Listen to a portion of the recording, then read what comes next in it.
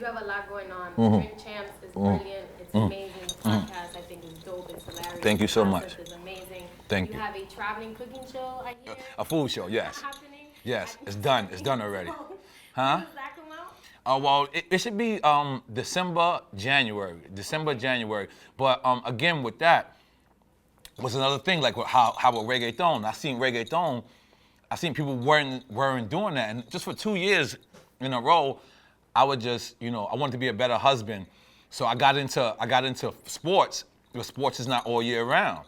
So in between them, I wanted to stay home at certain times where I used to go out and just smoke and drink and, go to a strip club or something. I just wanted to just knock that out. So I knew I had to replace it. So I replaced it with food shows. How did I do that? And how does that make sense? I cannot explain. But I started to watch it and I started to say, all of these guys on these food shows are ex-chefs. They hit it and they say, this parsley tastes great, and the onions. Like, that's not how people really eat in real life. Like, you go down, you have a burger with your girl, and be like, chick, this is good. This is good. Like, you don't really be like, do you taste the lettuce?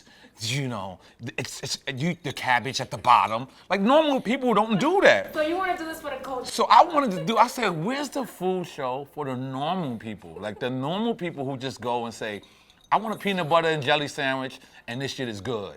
Or this shit is trash. My mother would never make something like that. Go to Mama's Fried Chicken and be like, your mama is crazy.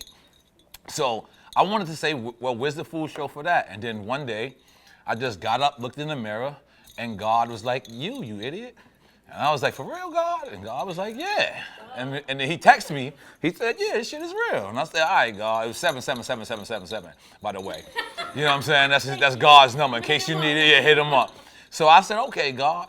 And then we went, and good people backed us. I can't announce who is what right this moment, but they backed us. They gave us the budget. They gave us a budget that we wasn't even expecting. We would have took a lower number. So once they said that budget, we didn't want to negotiate. We was like, we'll close it. Good. Let's go. Let's go. And amazing job, amazing people. It's a different type of food show. This ain't the food show that you know. All due respect to Anthony Bourdain, Eddie Wang. I love Eddie Wang, by the way. Andrew Zermaine, Adam Richmond, all these guys. I watch all their shows. And I had to say to them, one thing Eddie Wang taught me off top was Eddie Wang's show starts off with Cameron in the beginning. So Cameron is rhyming. And I'm like, damn, that's dope. And then I'm like, wow, what if I do that on my food show? But I don't need to hire Cameron. Right. I am Cameron. I said, holy shit. So, and then another friend of mine, I don't want to name his name, but he had a reality show, and I was watching it, and in between his show, he would just let anybody's music play. And I was like, why you don't care about the music? He was like, they didn't have the money for me. And I was like, whether they got the money for me or not, I want to do all the music pertaining to the show. So now that I look at the show, I made the right decision. It's awesome. It's fun. Whether you eat pork or whether you eat fish, you're going to enjoy it, and you're going to get hungry. Everybody who watches it gets hungry, and that's the point of the show. So it's called On-the-Run Eatin. My first solo album was entitled N.O.R.E, which means niggas on the run eating. So for me to come back and have a food show called On the Run Eating, told you God text me. God text me. It was all God. What legacy do you want to leave behind? I want to leave that he was a great guy. Like, he was a real person. Like, he didn't let fame, money, fortune, or people like defer him. Like, I'm focused. Like, if I wake up in the morning, like I was born dyslexic. That's what they said. I was born with ADD, and I could have easily been like, you know what? I lost already. I'm against the curve. But my father used to tell me, you got 2 strikes born against you. Don't get that 3rd strike. Like, some people gonna look at you because you're black. Some people gonna look at you because you're Latino, and they're gonna say you're wrong. But you know what? Prove them wrong. And that's what I want. So what I want to, and I also want to leave my father's legacy when he said to me, this is why I love the new generation. Like, people hate the new generation. Like, people from my era, they hate them. Like, I be in the private meetings. They hate them. They hate them, right? So my father used to say to me, find out what you like about a person before you judge them or what you hate about them. So I live my life by that to this day. Like, I don't care if a guy's a dickhead, he comes up to me, I still gonna give him the benefit of the doubt. I'm like, you know what, he got on nice sneakers though.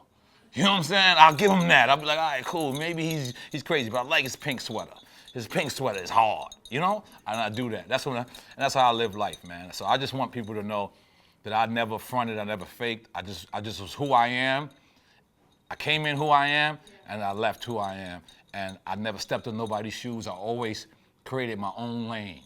The thing is, if we're all going to Jersey and everybody wants to take the George Washington Bridge, I'm gonna be the guy to take the Holland Tunnel. Because not because I don't care about traffic. I like to smoke marijuana, you know?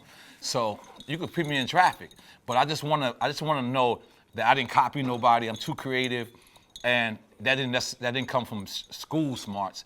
It just came from my determination and me wanting to be creative and me wanting to prove and me being petty too. And because you know why? Petty is not a bad thing. If somebody says you can't do something, be as petty as you can to prove them. To prove them. I embrace my pettiness. Listen, for years, I used to take petty and tell them, relax. And now I'm like, petty, come tell other people to relax with me. And listen, petty will get you a lot. Now, when I say petty, I don't mean like, you know, throwing a penny at a person when you see him walk by. Like, I don't mean that. I mean like, this guy doubted me. And you know what? I'm gonna work until he comes back and say, I'm sorry. You know what I'm saying? And that's what I wanna leave people with. Salud. Salud. Salud.